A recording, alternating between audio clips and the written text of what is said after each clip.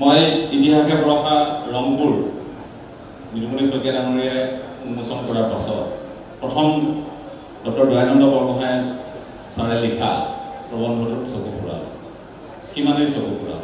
তাৰ পাছত আৰু বেলেগ কথা ক'বলগীয়া নাই। তাত প্ৰথমেই লিখা আছে যে ৬০০টা বছৰ ৰাজত্ব কৰা এটা প্ৰবল প্ৰতাপী সাম্য মৈত্ৰী আৰু ঐক্য সংহতিৰ কথা কোৱা এই আহোম জনগোষ্ঠীটোৰ পতনৰ কাৰণখিনি ইয়াত বিস্তাৰিতভাৱে তেখেতে বৰ্ণনা কৰিছে। ধৰ্মৰ প্ৰতাৰণা তেখেতে উল্লেখ কৰিছে আৰু লগতে লিখিছে নিজৰ মাজত দ্বন্দ্ব। বেলেগ এই কথাখিনি হয়তো আপোনালোকক নক'ব। আজি আমি এনেধৰণৰ এটা সন্ধিক্ষণত এনে ঠাইত জ্ঞাতিবৰ্গৰ সৈতে ককাই ভাইসকলৰ সৈতে কথা পাতিবলগীয়া হৈছে, য'ত কোনখন সমিতি বৈধ কোনখন অবৈধ তাক লৈ চৰ্চা চলে। আমি এটা কথাত সকলোৱে বিশ্বাস কৰোঁ যে মাওকে উঠিলে গুৰি পৰুৱাৰো মৰণ নাই। কিন্তু এই জনগোষ্ঠীটো আপোনালোকে বেয়া পালেও ভাল পালেও পাছলৈ নোমাতিলেও আপোনালোকে জানে, মই কথাবোৰ খোলাখুলিকৈ কওঁ, বিভাজনমুখী চিন্তা কিন্তু পৰিত্যাগ কৰিব লাগে। ডিচিপ্লিন, শৃংখলাবদ্ধতা, আমাৰ সংবিধান যিয়ে আপোনালোকে প্ৰস্তুত কৰি লৈছে সেইখনৰ প্ৰতি যদি শ্ৰদ্ধা আমি নতশিৰ হ'ব নোৱাৰোঁ, সেইখনক যদি আমি সন্মান জনাওঁ, সেইখনৰ মতে যদি আমি আগবাঢ়িব নোৱাৰোঁ, এনে সংবিধান এনে সংগঠনৰ কোনো অৰ্থ নাই। আমি সংগঠন বহুত কৰিছোঁ কিন্তু আমি সংগঠিত নহয়। বিশেষকৈ আহোমসকল, মই এগৰাকী জ্ঞাতি হিচাপে মই অনুভৱ কৰোঁ যে আমি বহুত সংগঠন আছে। আজি টাইপাৰ ইমানকেইটা সংগঠন, 4টামান গোট আছে। আজি আটাচো লগ খাইছিল, আকৌ ভাগ ভাগ হ'ল। এই কথাবোৰ আমি এগৰাকী শহুদৰ হিচাপে বৰ পচন্দ কৰা কথা হ'ব নোৱাৰে, আমি পচন্দ নকৰোঁ। আৰু সেইকাৰণে আমি কওঁ যে আমাক এখন এপেক্স বডি, এখন এনেধৰণৰ এখন আমাৰ সকলোকে পৰিচালনা কৰিব পৰা আমাক অভিভাৱকৰ এখন মঞ্চৰ প্ৰয়োজন হৈছে। অভিভাৱকসকল, ইয়াৰ অভিভাৱক কাৰোবাৰ পিতৃও হ'ব পাৰে, জনগোষ্ঠীটোৰ যিকোনো লোক হ'ব পাৰে, যিসকল আজি তেওঁলোক মহিমামণ্ডিত হৈ আছে ভিন্ন ধৰণে, যিসকলৰ অৱদান আমি হীৰেণ গোহাঁই ছাৰৰ পৰা আৰম্ভ কৰি দয়ানন্দ বৰগোহাঁই ছাৰৰ পৰা আৰম্ভ কৰি বিভিন্নজনক বা বিভিন্ন ক্ষেত্ৰত থকা যোগেন ফুকন ছাৰৰ পৰা আৰম্ভ কৰি সংগীতা গগৈৰ পৰা আৰম্ভ কৰি যিসকলে এই জনগোষ্ঠীটোৰ কাৰণে কাম কৰি আছে, চিন্তা কৰি আছে, তেওঁলোকক অভিভাৱক হিচাপে লৈ টাইপাৰ পৰা আৰম্ভ কৰি যিমান আমাৰ সংঘ আছে, সংগঠন আছে, সকলো যাতে পৰিচালিত হ'ব পাৰে। অৰ্থাৎ মই পৰিচালনা এইটো নহয় যে এইটো এনেধৰণে কৰাৰ কাৰণে এনেধৰণে, এইটো কথা কোৱা নাই। আমি যাতে শৃংখলাবদ্ধতা, আমি কাৰোবাৰ ওচৰত যাতে অকণমান সমীহ কৰিব এটা পৰিৱেশ পাওঁ। এইটো কৰিলে দায় ধৰিব, এখন এপেক্স বডি আছে। আগতে আমাৰ সেইটো আছিল, তেনেধৰণৰ ব্যৱস্থা আছে। আমাৰ জ্যেষ্ঠসকলে অৱশ্যে তেনেধৰণৰ পৰিৱেশো এটা ৰচনা কৰি থৈছিল। অৰুণ ককাইদেউ, অমুল ককাইদেউ সৈতে যিধৰণে পৰিৱেশ ৰচনা কৰি থৈ গৈছিল, পৰৱৰ্তী সময়ত সেই ধাৰাবাহিকতা আমি কিন্তু ৰাখিব পৰা নাই। এইটো অপ্ৰিয় সত্য কথা। আপোনালোকে মই কৈছোঁ যে মোৰ কথাবোৰ অকণমান তিতা লাগে কাৰণে মোক এবাৰ নিষিদ্ধ কৰিছিল। আপোনালোকে জানে নে নাজানে মই নাজানো।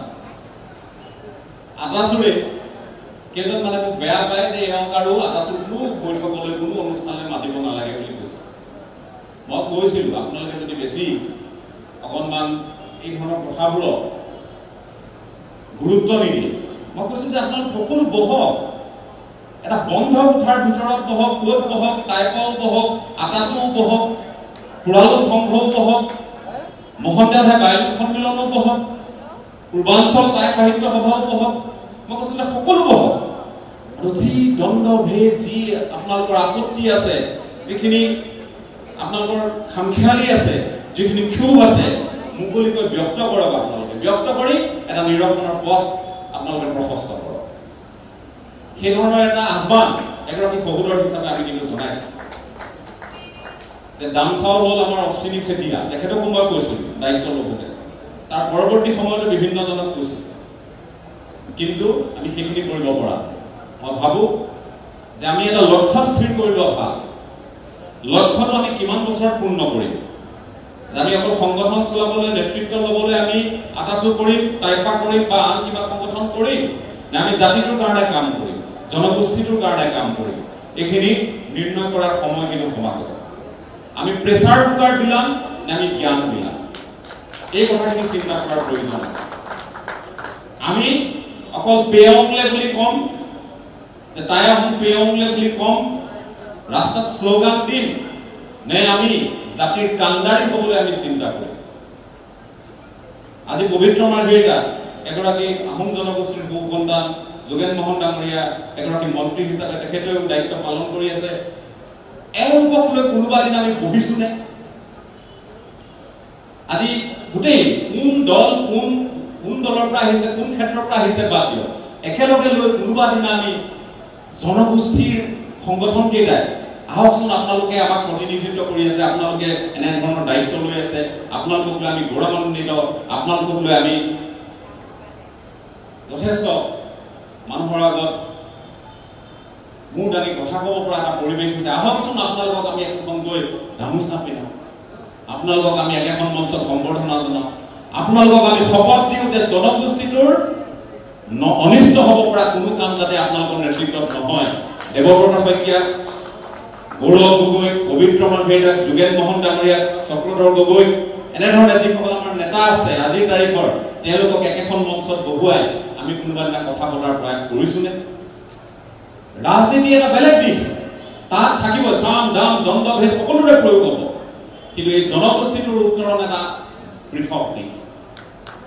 জনগোষ্ঠীটোৰ উত্তৰণৰ কাৰণে আপোনালোকক আমাৰ জনগোষ্ঠীৰ পৰা পঠিয়াইছো বা আমাৰ জনগোষ্ঠীক আপোনালোকে প্ৰতিনিধিত্ব কৰিছে, আপোনালোকে কিন্তু এইখিনি ভুল কাম কৰিব নোৱাৰিব দেই, আপোনালোকে কিন্তু এনেধৰণৰ কথা ক'ব নোৱাৰিব দেই, আপোনালোকে এনে কিন্তু অনিয়ম কৰিব নোৱাৰিব, এনেধৰণে শপত দিবলৈ কোনোবা দিন আমি মাতিছোনে? আমি নাই মতা। এই কথাখিনিকে মই সদায় কৈ আহিছো।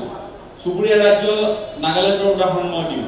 এই মন জিলাত কি হয়, তাত কন্যাসকলে সকলোকে মাতে, যিমান কেণ্ডিডেট বিধানসভাত উঠিব সকলোকে মাতে, কোন দল বুলি কথা নাই, সকলোকে কন্যাক ইউনিয়নৰ অধীনত তেওঁলোকে এখন মিটিং কৰি শপত লয়, যি জিকিব জাতিটোৰ অনিষ্ট কৰিব নোৱাৰিব, যি জিকিব কন্যাক জনগোষ্ঠীৰ অনিষ্ট কৰিব নোৱাৰিব। এনেধৰণে কন্যাকৰ মাজতো হয়, আওৰ মাজতো হয়, আংগামীৰ মাজতো হয়, অৰুণাচলতো হয়, আমি দেখিছো।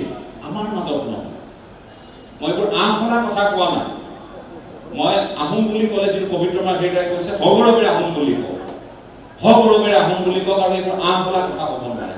আহোমৰ উত্তৰণ যদি ঘটে আৰু এই ধাৰাবাহিকতা আমি ৰক্ষা কৰিব পৰা নাই, সঁচা কথা। আমি বহু ক্ষেত্ৰত নিমাত, আমি টেঙাই মোহনৰ ক্ষেত্ৰত আমি নিমাত, আমি পিয়লি ফুকনৰ ক্ষেত্ৰত আমি নিমাত, আৰু সেইকাৰণে আমি নিজৰ বুৰঞ্জীক যে অৱজ্ঞা কৰা এটা জাতিলৈ জনগোষ্ঠীলৈ পৰ্যবেক্ষিত হৈছো, সেইটো প্ৰমাণিত হৈছে। এইটো সঁচা কথা।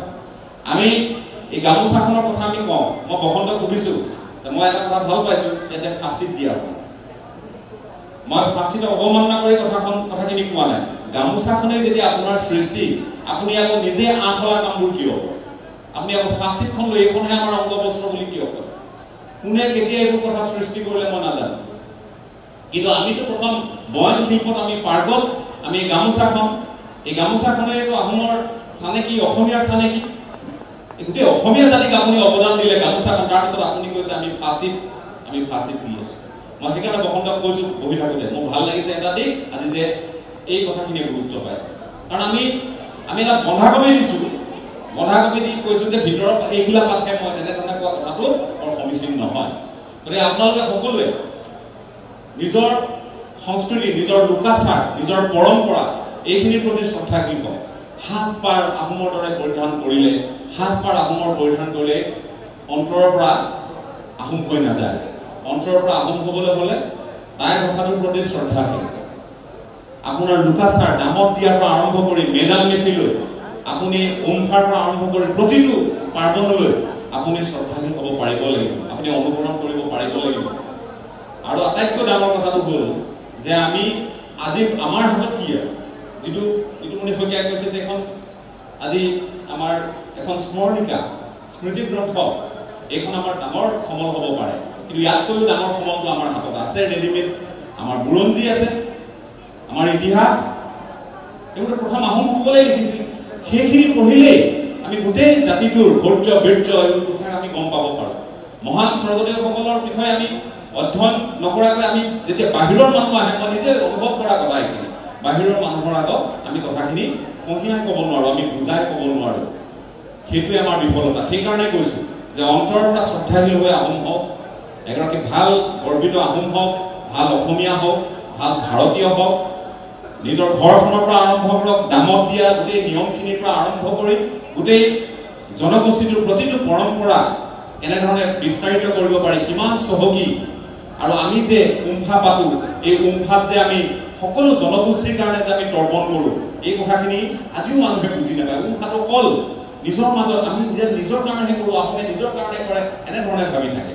তাত যে আমি লেংডনৰ উপৰিও আমি যে কেঁচা খাটি দিওঁ, কেঁচা খাটি কাৰ আৰাধ্য দিলোঁ? চুতীয়াসকলক। সেইসকলৰ জনগোষ্ঠী একেবাৰে লিমিটেড আছিল, একেবাৰে সীমিত আছিল। কছাৰীসকল আছিল, বুঢ়া গোঁসাই বুঢ়ী গোঁসানীৰ কাৰণে আমি তাত দিওঁ, আমি কেঁচা খাটি গোঁসানীৰ কাৰণে আমি দিওঁ। তাৰ মানে আমি আহোমসকলৰ উপৰিও বাকী যিকেইটা জনগোষ্ঠী সেই সময়ত আছিল, কছাৰীসকল হওক, চুতীয়াসকল হওক, দেউৰীসকল হওক, তেওঁলোকৰ আৰাধ্য দেৱ দেৱীকো আমি এই উমফাৰ জৰিয়তে আমি তৰ্পণ কৰোঁ। এই কথাখিনি আমি মানুহৰ মাজলৈ নিব পাৰিব লাগিব, এই কথাখিনি বুজাব পাৰিব লাগিব। মেডাম মেফিত যেতিয়া আমি তৰ্পণ কৰোঁ, আমি সকলোৰে কাৰণে কৰোঁ, এই কথাখিনি আমি বুজাব পাৰিব লাগিব। মই সেইকাৰণে কওঁ, বৰ দুখ লাগে যেতিয়া মূলা গাভৰু, বীৰাংগনা মূলা গাভৰু নামত দুটাকৈ বঁটা আগবঢ়োৱা হয়। একেগৰাকী মূলা গাভৰু দুটাকৈ বঁটা। মহাবীৰ লাচিত বৰফুকনৰ নামত দুটাকৈ বঁটা আগবঢ়োৱা হয়। একেটাই সংগঠন, আদি সংগঠনটো এটাই, কিন্তু আমি ভাগে ভাগে দুজন মানুহক দিওঁ। এইবোৰ কথা কোৱাৰ কাৰণে মোক বেয়া নাপাব, বেয়া পালেও মোৰ উপায় নাই। যেতিয়ালৈকে আপোনালোক একত্ৰিত নহ'ব, যেতিয়ালৈকে আপোনালোক সংঘবদ্ধ নহ'ব, যেতিয়ালৈকে আপোনালোকে পূৰ্ণ গতিত আৰু পূৰ্ণ শক্তিৰে সংগঠিত নহ'ব, এনে কোনো সংগঠন কৰাৰ কোনো মতলব নাথাকিব, কোনো অৰ্থ নাথাকিব। সেইখিনি কথাকে ক'লো, আপোনালোকৰ ভাল হওক, জাতিটোৰ ভাল হওক, আৰু আপোনালোকে লক্ষ্য নিৰ্ধাৰণ কৰক, আটাচুৰ ভূমিকা আৰু প্ৰবল হওক, আৰু সবল হওক, সেইখিনি আমি বিচাৰিছোঁ। অসমৰ প্ৰতিটো জাতীয় সমস্যাক জাতিটোৰ সমস্যা হিচাপে লৈ আপোনালোকে আগবাঢ়ক, কোনো সংকীৰ্ণতা নাৰাখিব, কাৰো প্ৰতি ভেদভাৱ নাৰাখিব। আৰু একেধৰণে আজি যিধৰণে এইখন মঞ্চ আপোনালোকে শুৱনি কৰিছে, যিটো মহামতী চাউলুং চুকাফাৰ বাণী আছিল যে সাতৰাজ মাৰি একৰাজ কৰা, অৰ্থাৎ সাতৰাজটো মাৰি পেলালে, মানে সেই চিষ্টেমটো মাৰি পেলালে, এটা ৰাজ এই বৃহৎ অসমীয়া জাতিৰ আধাৰ প্ৰতিষ্ঠা কৰিলে। গতিকে তেওঁৰ উত্তৰসূৰী হিচাপে আমাৰ কৰণীয়খিনি মই নিশ্চয় আপোনালোকক মনত পেলাই দিয়াৰ প্ৰয়োজন নাই। আপোনালোকে সবলভাৱে আগবাঢ়ক আৰু ভিন্নতা নোহোৱা কৰক। লাগিলে এদিন এটা ঘৰৰ ভিতৰত সকলো বহক, বসন্ত গগৈ, মিলন বুঢ়াগোহাঁইৰ পৰা আৰম্ভ কৰি ইয়াত থকা মই যদি টাইপাৰ সন্মানীয় বিজয় ৰাজ কোঁৱৰৰ পৰা আৰম্ভ কৰি সকলোকে কৈছোঁ, যিমান কেইটা ভাগ আছে সকলো, দিলীপ গগৈৰ পৰা আৰম্ভ কৰি সকলো বহক। কাৰোবাক যদি অকমান টানকে ক'ব লাগে সেইদিনাই, আৰু যদি তাতকৈ ডাঙৰ ৰদ এখন হয় সেই বন্ধ কোঠাৰ ভিতৰত হওক, আৰু তাৰ পাছত এই জনগোষ্ঠীটোৰ মাজত কোনো বিভাজন, কোনো ৰদ যাতে নহওক, সেইখিনি আশা কৰি মই পুনৰবাৰ সকলোৰে সকলোলৈ শ্ৰদ্ধা জ্ঞাপন কৰি আৰু লগতে নামচাও ডিম্বেশ্বৰ গগৈৰ প্ৰতি মোৰ শ্ৰদ্ধা জ্ঞাপন কৰি আমাৰ দুআষাৰ নামতে সামৰণি মাৰিছোঁ। আৰু লগতে উল্লেখ কৰিছোঁ যে মূলা গাভৰু নামখন ইয়াত প্ৰদৰ্শন হ'ব, আপোনালোকে সকলোৱে সেইখন উপভোগ কৰিব। আৰু এটা সিদ্ধান্ত লৈ আপ্লুত কৰিছে যে আজি আমাৰ বান পীড়িত যথেষ্ট লোক, ৰাজ্যৰ 17খন জিলা আজিৰ তাৰিখতো বানৰ কবলত পৰি আছে। মই আহোঁতে ডিব্ৰুগড়ৰ পৰা এইফালে আহোঁতে মই দেখি আহিছোঁ বহুত ঠাইত মানুহ এতিয়া ৰাজপথৰ ওপৰত আছে। সেইটোলৈ লক্ষ্য ৰাখি আপোনালোকে সাংস্কৃতিক কাৰ্যসূচীক যে সীমাবদ্ধ কৰিছে, সেইখিনিৰ কাৰণে মই আপোনালোকৰ শলাগ লৈ আমাৰ চমু দুআষাৰ নামতে সামৰণি মাৰিছোঁ। ধন্যবাদ।